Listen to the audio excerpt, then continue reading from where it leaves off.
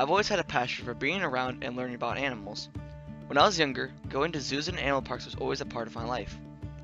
I wanted to share my passion with family and friends, so I started working with people that loved animals as much as I did, and my YouTube channel was born. Welcome back to my animal education series. Today I'm here with Kate at the Treehouse Wildlife Center. Hello. Hi. Hello. What do we have here? So this is Hazel, and Hazel is a Western Hognose, and these guys are just by far one of the coolest snakes that we have here in Illinois. She came to us after being confiscated by the Department of Natural Resource because in Illinois, the ownership of these guys is a little bit different from outside in other states. They are state threatened, so you actually need a permit to have one of them, and unfortunately the individual who had her prior to this did not have a permit, and now she is here. And she is just hitting about 3 weeks of being our new ambassador here at the center, so we are excited to have her here. So what does she do as an ambassador? How does she help out? So you can see she's so tiny. You know, every time I take her out for programs, people get really excited and they're like, oh, she's going to take a snake out. And they see her and they're like, oh, and that is what we want. We want to say, hey, look at this snake. They can be cute, and they are very important, obviously, to the environment and such. So she is a great ambassador for people who are first getting used to snakes or first seeing one in one of our programs, because it's hard not to look at that face and say, oh, she's not that cute, because she definitely is. How big do these snakes get? So right now she's actually a yearling, so she's pretty small, and the females, and we know she's a female because we got her sexed by the state herpetologist, will get about 3 feet long, and they'll be thick and muscular, and so, once that comes around, then we can have people handle her right now, but right now she's a little bit tiny and squirmy, so we always have to be a little bit careful because she's just doing baby things.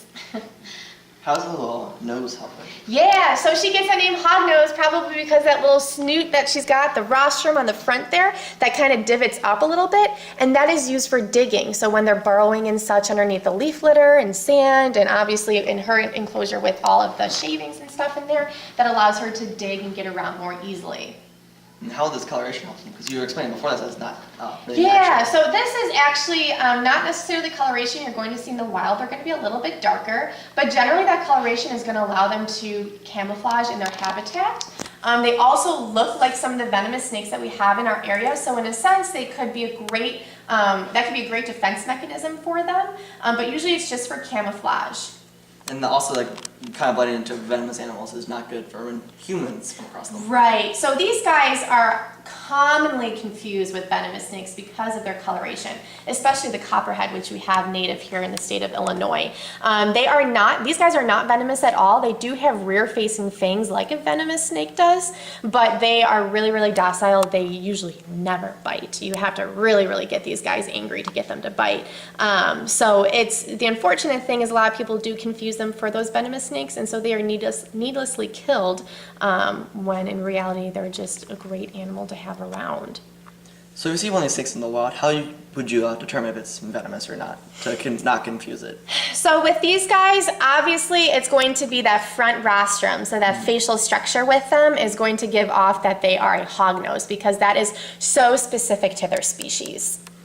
But what would you do really, like head shape and eyes, if you weren't close enough to really see the nose? Well, generally generally our snakes in here in the state of Illinois are going to have rattlers. They fall under the rattlesnake family.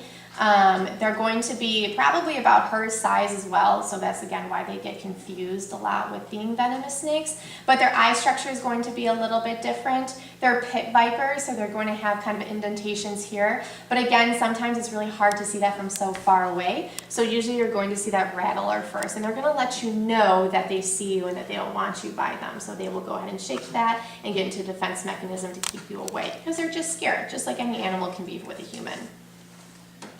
What would these snakes eat in the wild? So these guys are great natural rodent killers, but one of their favorite things to eat are toads. They love amphibians. You're going to find these guys in the sandy prairies, but usually somewhere close to a water source, because toads and frogs are going to be a favorite with these guys.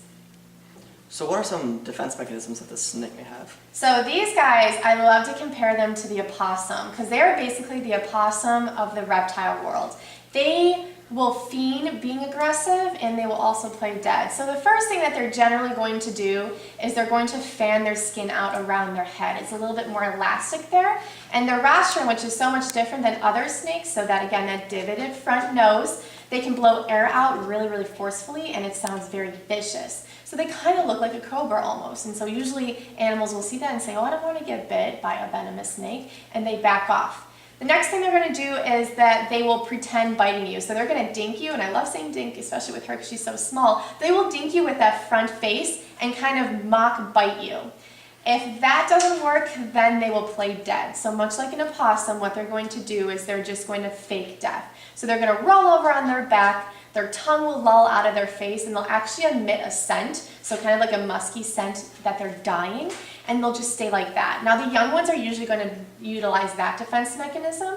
It's kind of amusing. What you can do is you can flip them back over, and they'll just look at you, and then flip back over on their back again, right side up, and then you can put them right side up again. We'll just keep doing that, and then generally they'll come out of it and kind of go off on their own ways and such. But Hazel does not do that with us here because we handle her daily. We don't want to stress her out to the point that she's going to pretend to play dead. So she's just, she's a great little snake. Yep. She's just gonna Yeah. Do you want to hold her? Yeah, sure. Go ahead. She's a little bit squirmy, but that's her being a little toddler. So, yep. Well, thank you guys for watching this week's episode. And if you enjoyed, don't forget to leave a big thumbs up down below, subscribe to my channel, and also check out my Instagram @kosher. And as always, I'll see you next week.